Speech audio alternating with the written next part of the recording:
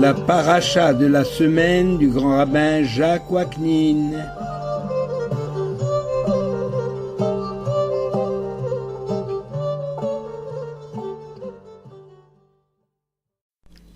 Chers amis, bonjour. La paracha Teruma, le sanctuaire, un gage d'amour. Il est écrit dans la paracha Ve'asuli Mikdash Ve'shachanti Betocham. Ils me feront un sanctuaire et je résiderai parmi eux. Les enfants d'Israël sont invités à contribuer à l'édification du tabernacle du désert en apportant des dons en argent ou en nature.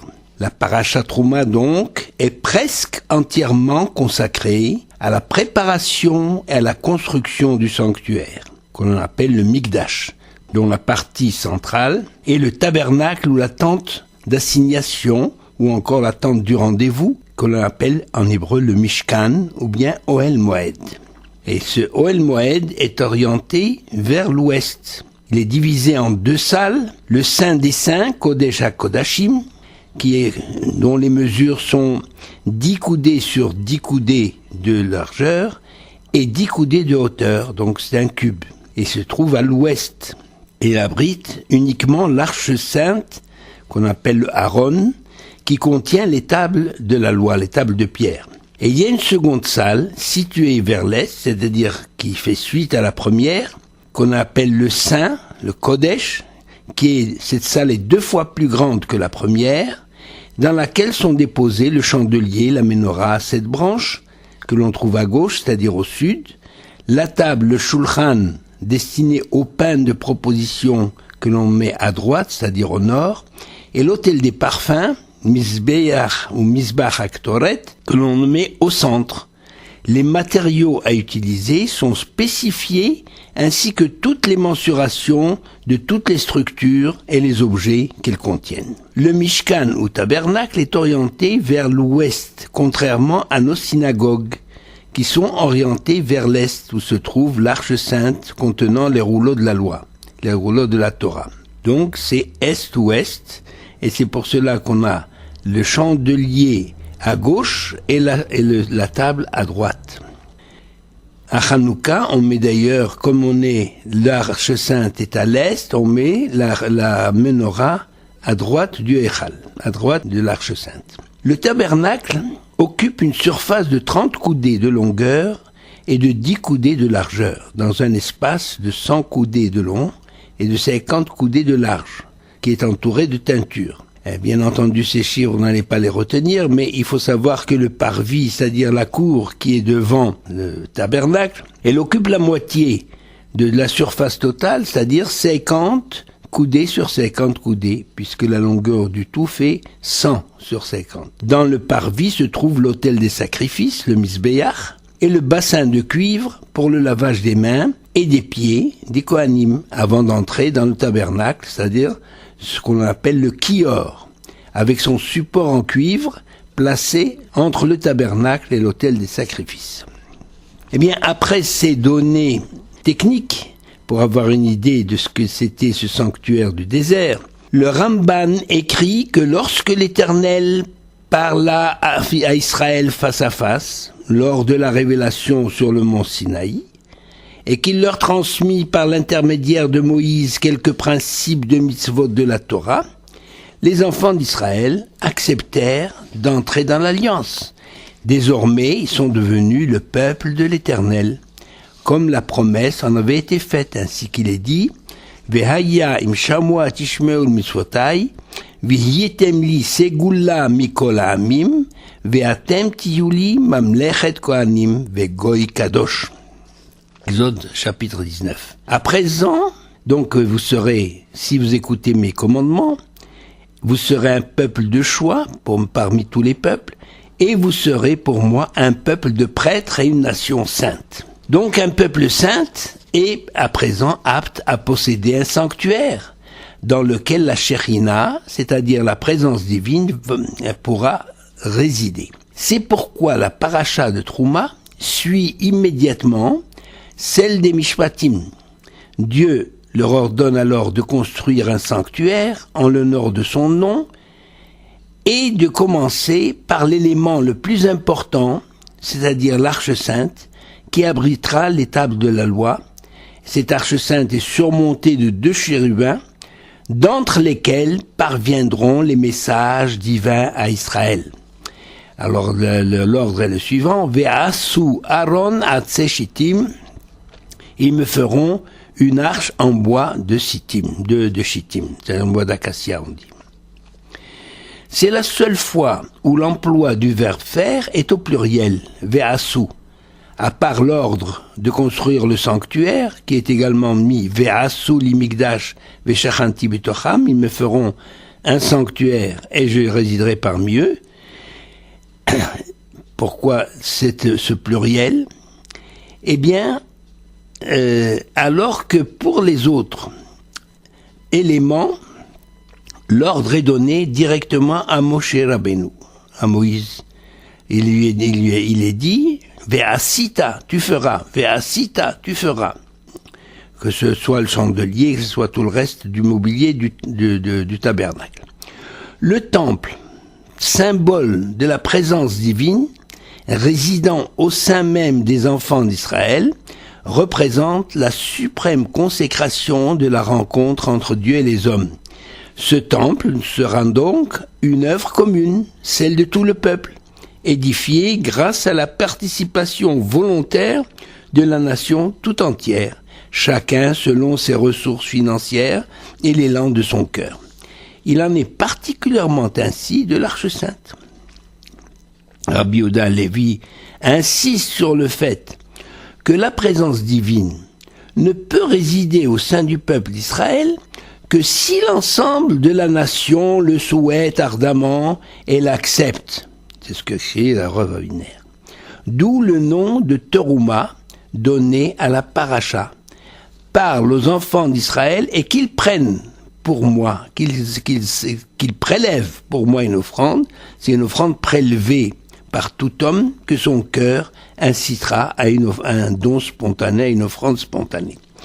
Donc, chaque homme est individuellement sollicité en vue de cette construction. Nos sages font remarquer que le texte porte le mot betocham en leur sein, c'est-à-dire au sein des enfants d'Israël, et pas betocho, pas en son sein, au sein du sanctuaire qu'ils vont construire. C'est-à-dire, l'Éternel demande de construire un sanctuaire, mais en fait, c'est dans le cœur des enfants d'Israël, c'est dans le cœur de Betocham, dans le cœur d'Israël, qu'ils doivent construire ce sanctuaire.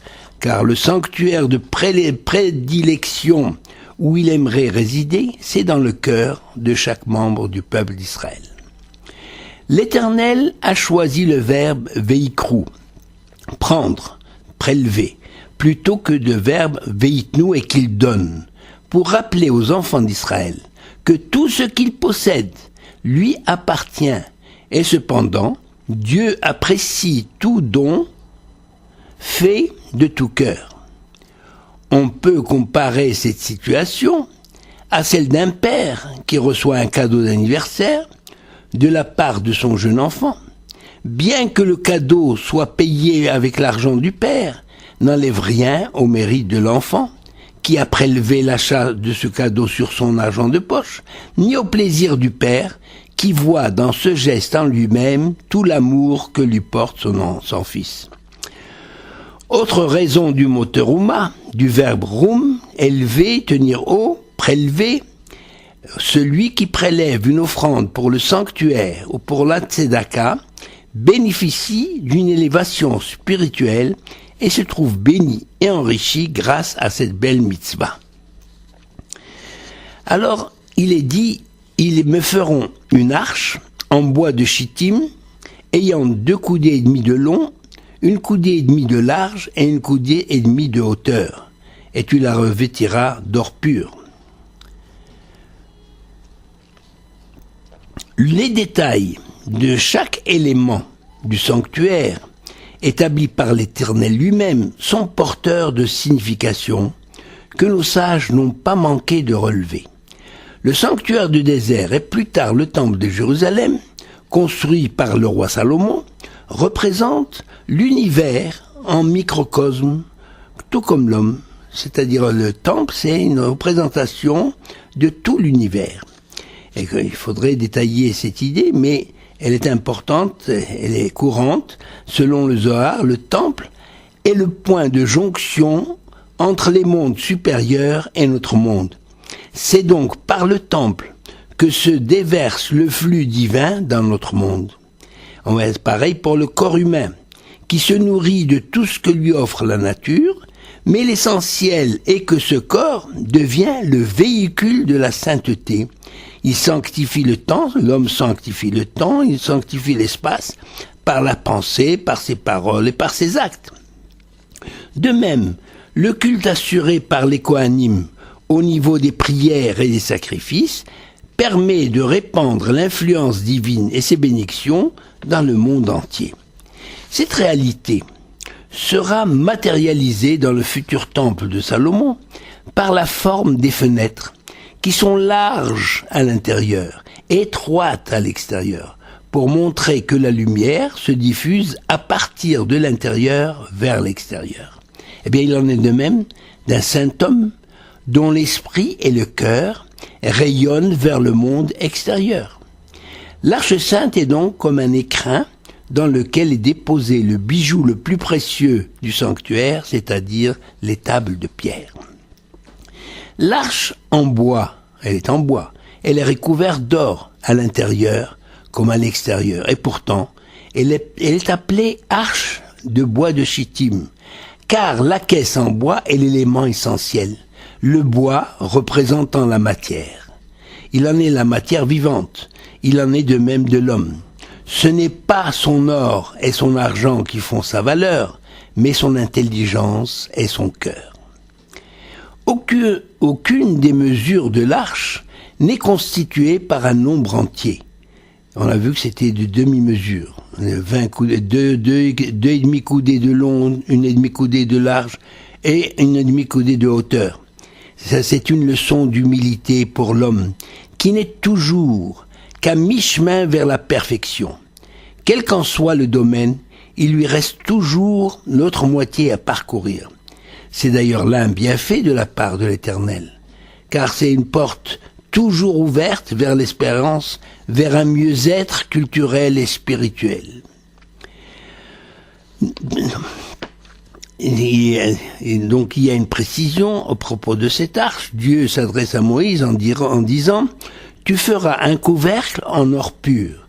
Tu feras 2 chérubins fabriqués d'une pièce, c'est-à-dire à partir de ce couvercle, à chaque extrémité du couvercle. Les 2 chérubins auront leurs ailes étendues vers le haut et ils abriteront le couvercle. Et leurs visages tournés l'un vers l'autre seront également dirigés vers le couvercle. Donc il y a un double regard. Le regard vers l'autre et le regard vers le couvercle, c'est-à-dire vers ce qui est contenu dans l'arche, vers les tables de la loi. Le Maharam Shapira de Lublin disait « Alors que tous les autres mobiliers ustensiles à défaut d'or pouvaient être confectionnés en n'importe quel autre métal, les chérubins, eux, devaient être absolument en or. La raison est que les chérubins sont le symbole des enfants, dont la place est sur l'Arche sainte, proche des tables de l'Alliance, d'où l'obligation d'assurer l'éducation religieuse des enfants. Aucune dépense dans un budget n'est trop grande pour cette noble tâche, aussi bien pour les familles que pour les communautés. Ces descriptions de l'attitude des 2 chérubins, c'est-à-dire qui ont un regard l'un vers l'autre et un regard vers le couvercle, nous entraînent dans le monde de la relation. Relation entre l'homme et autrui, et la relation entre l'homme et Dieu. Rabbeinu Bechaye est frappé par le style de la phrase. Il est écrit « Ve'asita shenaim kerubim » Tu feras les 2 chérubins. Normalement, on devrait avoir « Ve'asita shene kerubim » et pas « shenaim ». Comme il ne s'agit pas d'une faute de grammaire, mais bien de l'intention d'exprimer un principe de la langue hébraïque. En effet, si on dit shné, les deux, cela désigne deux choses qui sont identiques, comme dans la formule shné luchot habrit, les deux tables de la loi, puisque les deux tables étaient identiques, ou bien shné haseirim de Kippour, les deux boucs de Kippour devaient être identiques, tandis que shnaïm, lorsqu'on emploie le mot shnaïm, ça implique la différence et l'altérité. C'est-à-dire que les chérubins, qui représentent deux enfants, diffèrent en ce que l'un est masculin et l'autre est féminin. Et Rav Katina ajoute que ce face-à-face représente celui d'un homme et d'une femme, liés par un lien d'amour et dont le regard est également dirigé vers ce qui renforce et amplifie cet amour, c'est-à-dire le contenu de l'arche, l'étape de la loi. Cette loi d'amour qu'est la Torah, cette loi d'amour, laquelle, bien comprise, est une source d'union et d'harmonie. Le masculin et le féminin sont d'ailleurs le principe de vie sur lequel est fondée toute la nature.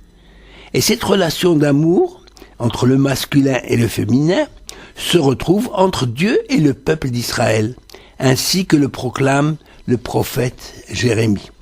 Ainsi parle l'Éternel. Je me souviens de l'affection que tu avais pour moi du temps de ta jeunesse, de ton amour, du temps de tes fiançailles. Zacharti la chesed neuraïch avat kelulotayich, lertech acharai bamidbar, lorsque le peuple d'Israël a suivi Dieu dans le désert sans condition. Donc Israël qui est souvent appelé une fiancée. Et le texte nous révèle que c'est entre les deux chérubins que surgira la voix de Dieu pour dicter les ordonnances divines aux enfants d'Israël. La voix divine ne peut se faire entendre que lorsque l'harmonie règne au sein du peuple, au sein du couple aussi, au sein entre les amis, dans une société, lorsque l'homme regarde autrui, en écartant de son cœur tout sentiment d'égoïsme, de jalousie et de haine gratuite. Il en est ainsi de l'amour vrai entre l'homme et la femme, un amour fort et durable, nourri de sentiments d'altruisme et de respect de l'autre. Dans la Bible, la passion d'un homme pour une femme est la référence d'un amour vrai, applicable même à Dieu, applicable à Dieu lui-même lorsqu'il veut rappeler son amour pour Israël, ainsi qu'il est écrit dans le prophète Isaïe, chapitre 62, Yassis alayir Elohayir kimsos chatan al-kala, ton Dieu se réjouira de toi, comme le fiancé se réjouit de sa fiancée. C'est le chant que l'on chante dans tous les mariages. Yassis, Yassis alayir, Yassis, etc. Je vous souhaite donc un beracha vehatzlacha.